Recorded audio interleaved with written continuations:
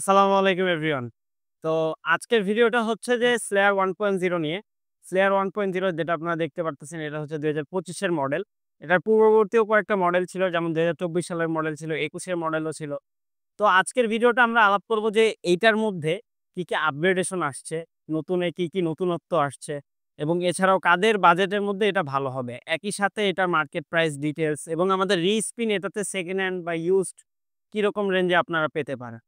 তো সম্পূর্ণটা ভিডিওটা দেখলে আশা করি এই Slayer 1.0 যত ধরনের ডিটেইলস আপনাদের জানা দরকার সবগুলোই জানবেন ইনশাআল্লাহ। তো শুরু করি। আচ্ছা, ১ম এই যেই জিনিসটা আমি দেখাবো এবং যেটাতে আমি এক্সাইটেড এটা হচ্ছে যে ডিউরেলিয়ার। আ পিছনের যেই ডেরাটা আছে এইটা কিন্তু আগের চেয়ে আপগ্রেড করছে। Shimano টার্নি দেওয়া এখন। আগের যেটা ছিল সেটাও Shimano বাট ওইটা কেন জানি টিউনিংটা ধরে রাখতে পারত না। ওইটার চেয়ে এইটার আমার টিউনিংটা যথেষ্ট ভালো মনে হইছে। যদিও এটার যে ফ্রি বলটা এটা Shimano দিতে পারত চাইলে বাট কোন একটা চাইনিজ ব্র্যান্ড দেওয়া। বাট বিল্ড কোয়ালিটি আমার কাছে যথেষ্ট ভালো লাগছে, খারাপ লাগেনি।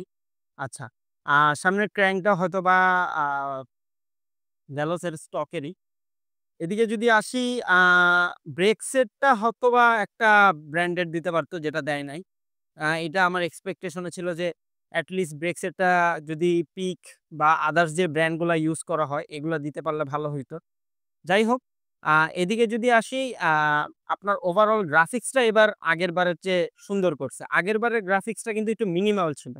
হ্যাঁ? মিনিমাল ছিল। এত আ গ্রাফিক্স এর কিছু নাই। আগেরটাও আমার কাছে আছে দেখাই। ওই যে দেখতেছেন এটা আগেরটা। আগেরটার চেয়ে এইটার গ্রাফিক্সটা অনেকটা সুন্দর হইছে। আমার কাছে পার্সোনালি ভালো লাগছে।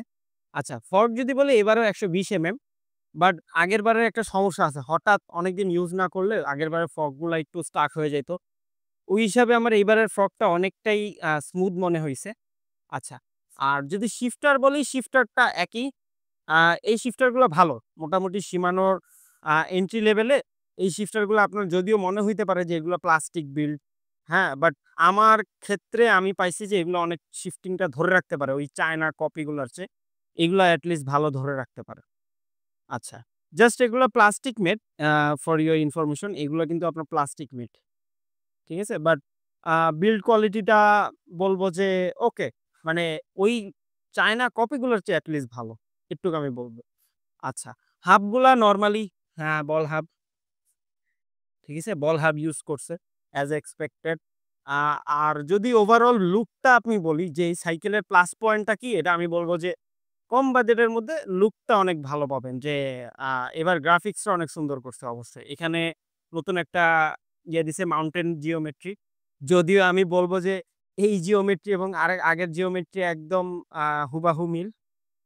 তো আসলে এই ছিল যারা একদম বেসিক কাজের জন্য নিতে চাচ্ছেন তাদের আশা করি যে এটা দিয়ে ইনশাআল্লাহ স্যাটিসফাইড থাকবেন।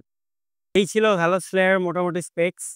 আশা করি বুঝতে পারছেন আগের চেয়ে কি আপগ্রেডেশন এবং কি আ নতুনত্ব আসছে সাইকেলটায়।